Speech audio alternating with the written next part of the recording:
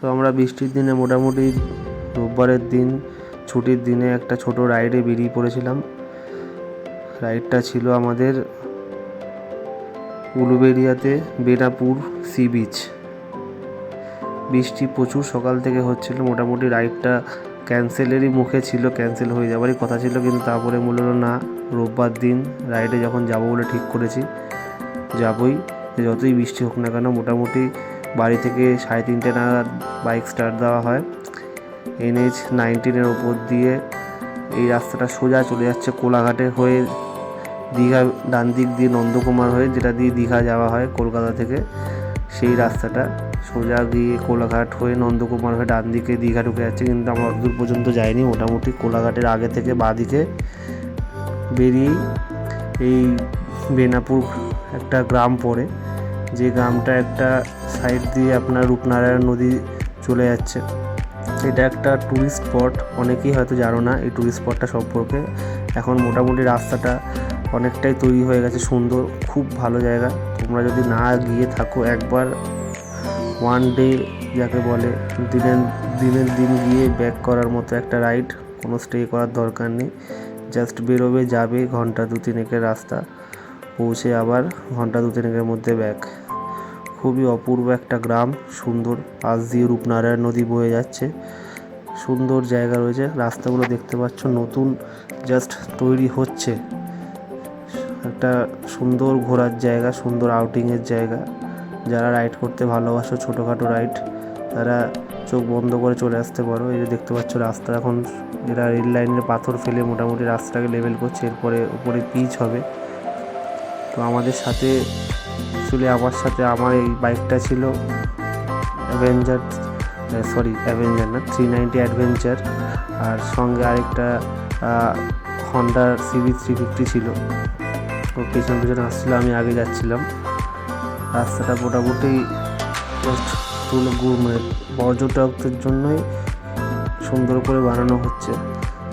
তোমরা এখানে গেলে একটা গ্রাম বাংলার পিওর একটা নেচার ফিল করতে পারবে, খুবই অপূর্ব জায়গা। আর যেহেতু সেদিনকে বৃষ্টি হচ্ছিল, আরও যেন চারদিক দিয়ে সবুজে সবুজ। তোমরা আগে গেলে দেখতে পাবে যে বেনাপুর যে বিচটা রয়েছে, অ্যাকচুয়ালি সমুদ্রের সি বিচ না, কিন্তু জায়গাটার নাম হচ্ছে বেনাপুর বিচ, যেখানে সবুজে সবুজ। তোমরা মোটামুটি দেখতে থাকো কীভাবে আমরা যাচ্ছি, কোন রাস্তা দিয়ে যাচ্ছি।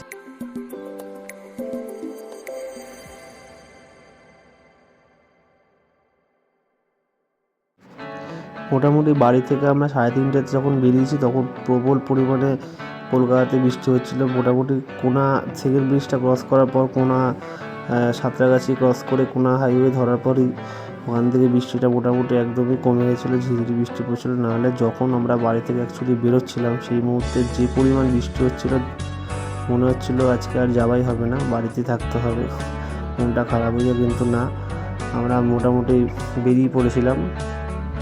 বেরিয়ে পড়ে মনে হয়েছিল না, বেরিয়ে পড়ি না, এখন বর্ষাকাল, যেখানে মেঘ সেখানেই বৃষ্টি, হয়তো আগে গিয়ে বৃষ্টি নাও পেতে পারি। তো এই জন্য আমরা মোটামুটি মনে জোর রেখে বেরিয়ে পড়েছিলাম। যতই হোক, রাইড করতে ভালোবাসি, রাইড করব। দেখতেই পাচ্ছ পর্যটক যেহেতু একটা জায়গা হচ্ছে, ওখানে সামনেই বিশ্ব বাংলার একটা গেট বানানো হয়েছে। অসাধারণ জায়গা, অসাধারণ। না গেলে ক্যামেরায় কতটুকু বুঝতে পারছি আমি জানি না, না গেলে মনে হয় বুঝতেই পারবেন না। মোটামুটি মনে হবে দুদিকে জঙ্গল, মাঝখান দিয়ে সুন্দর একটা সরু রাস্তা চলে যাচ্ছে। একদম ডান দিকেই তোমরা রূপনারায়ণ নদী দেখতে পাবে। সেই রূপনারায়ণ নদীর গা বেয়েই সোজা এই রাস্তাটা চলে যাচ্ছে। এই রাস্তাটা অ্যাকচুয়ালি সোজা চলে যাচ্ছে 30 কিলোমিটার টানা গাদিয়ারাতে।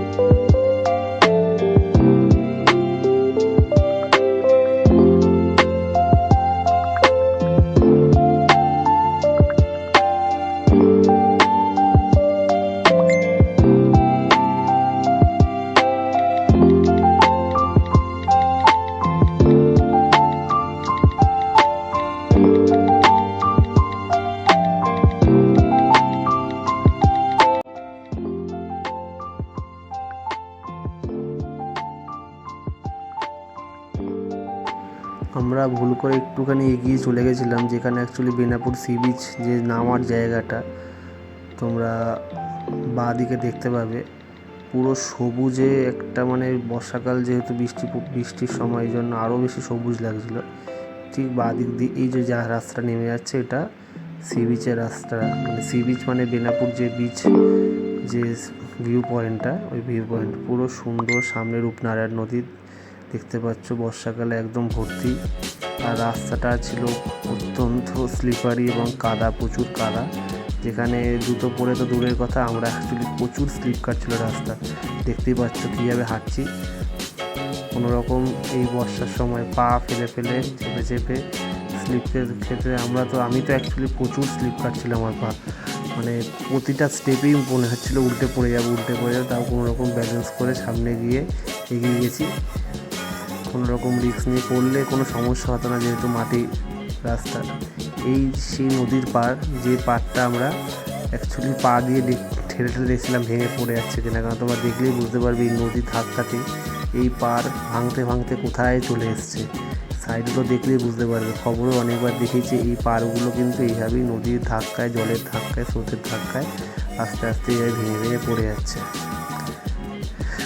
দেখতেই পাচ্ছ এটা রূপনারায়ণ নদী, সুন্দর একদম পরিবেশ, অপূর্ব একটা দৃশ্য, যেটা জাস্ট না দেখলে না থাকলে ফিল করতে পারবে না। অসাধারণ পরিবেশ।